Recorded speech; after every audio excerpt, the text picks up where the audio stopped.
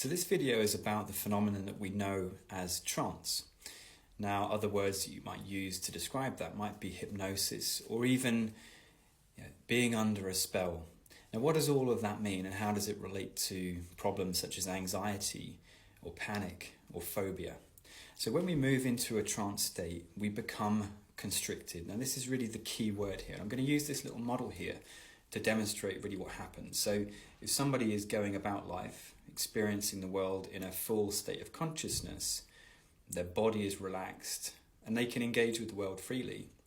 If they experience something that signals danger to the nervous system, now this might be something that they're not even aware of consciously, but the nervous system is sophisticated enough to understand and read the situation. If it experiences danger, then it's going to constrict them.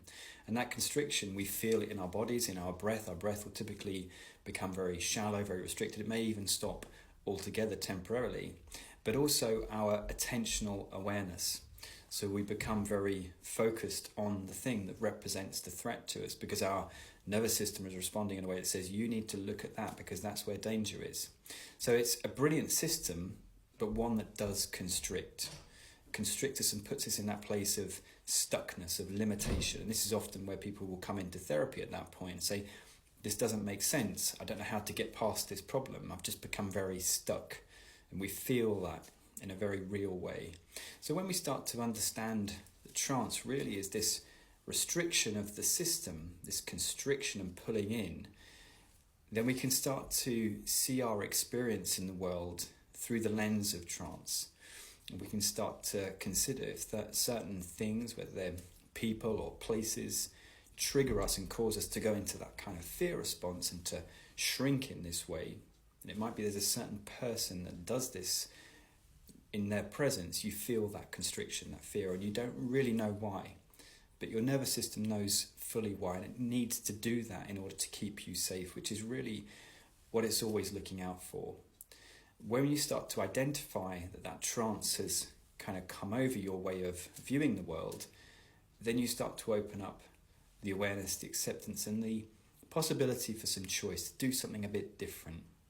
To start to respond in a different way to that stimulus. But it all begins by looking through that lens of trance.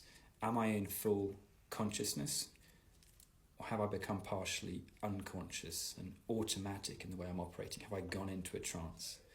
So I hope that's useful to understand this concept of trance and to understand that really in the way that we do hypnotherapy, the objective is to de-hypnotize.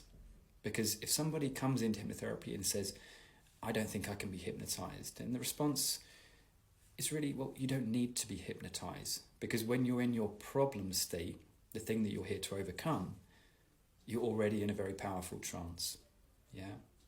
So the objective is to get somebody out of their trance so they can experience life more fully from a place of openness and safety. Okay, I hope that's helpful. Thank you for watching.